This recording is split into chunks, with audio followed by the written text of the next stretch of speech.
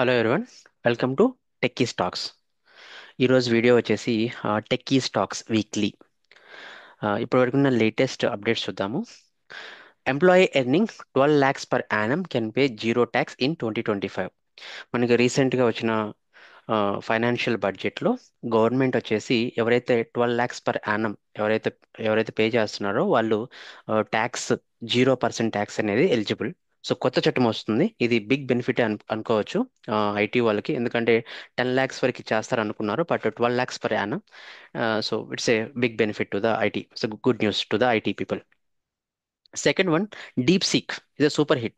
How did how did they achieve it? So DeepSeek అనేది another generative AI.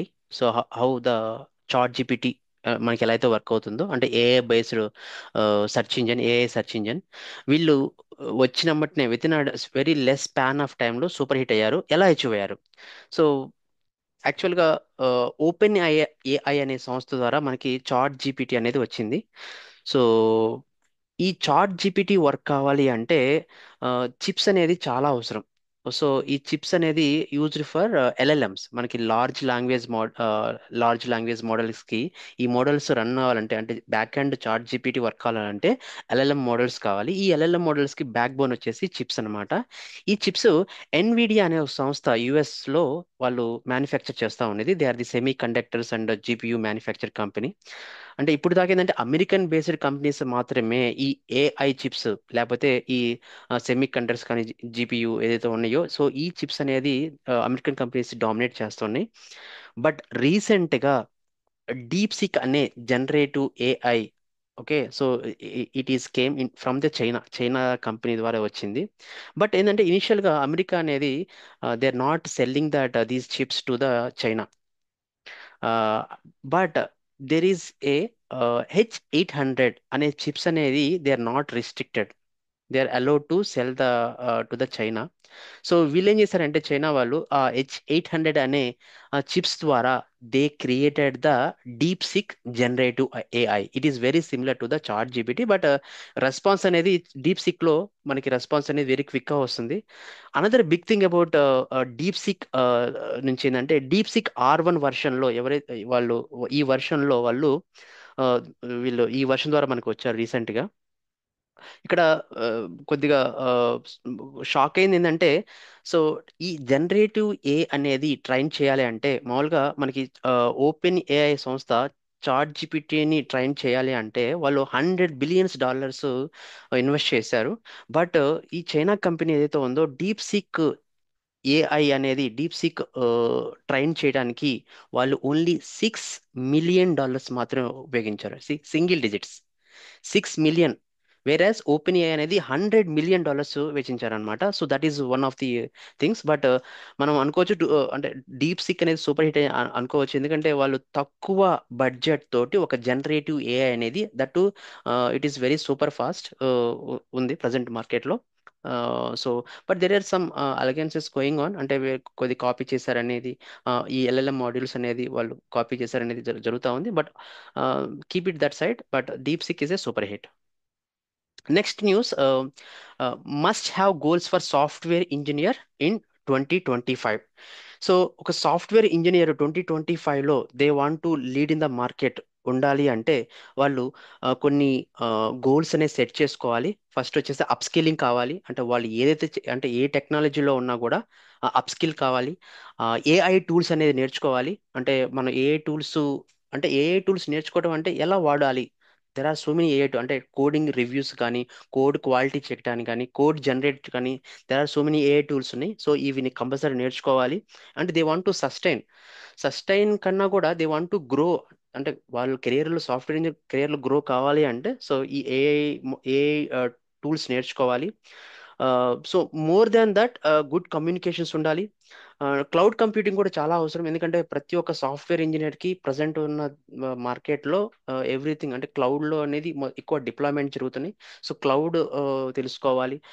So other than that they have the మన problem solving skills.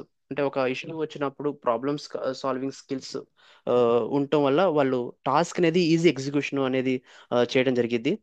And full stock ఎక్స్పర్ట్గా ఉండాలి. So ఇప్పుడు software engineer అంటే only specific మాత్రమే చేస్తా ఉంటే కాదు, అంటే basing from the code develop కానించి, డిజైన్ కానించి, డేటాబేస్ కానించి, సో ఈ మొత్తం స్క్రాచ్ టు బాటమ్ అనేది చేస్తూ అంటే అలా ఉండాలి ఒక సాఫ్ట్వేర్ ఇంజనీర్. అంటే it is college full stack developer అనొచ్చు, ఆర్ ఫుల్ స్టాక్ ఎక్స్పర్ట్ అని ఉండొచ్చు. Other than that soft skills ఉండాలి. సో ఇవి మొత్తం ఉంటేనే సాఫ్ట్వేర్ ఇంజనీర్స్ అంటే ఈ గోల్ సెట్ చేసుకున్నప్పుడు they will be good in 2025 అనేది రీసెంట్ ట్రెండ్స్ ద్వారా మనకి తెలుసుకుంటున్నాము. So the next one, the one interview trick can make you stand out instantly.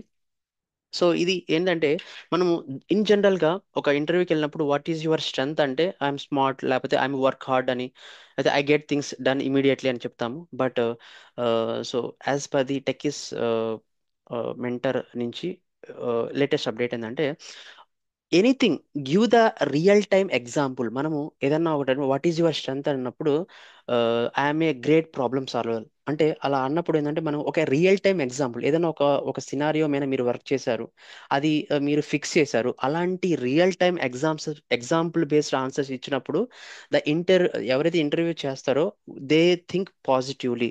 That is a positive sign of going for interview. That is excellent interview behaviour అని కూడా అనొచ్చు. So always మనం ఎప్పుడైతే మనము real time example చెప్తే ఒక ఇంటర్వ్యూకి వెళ్ళినప్పుడు we can catch that are we can grab the job immediately.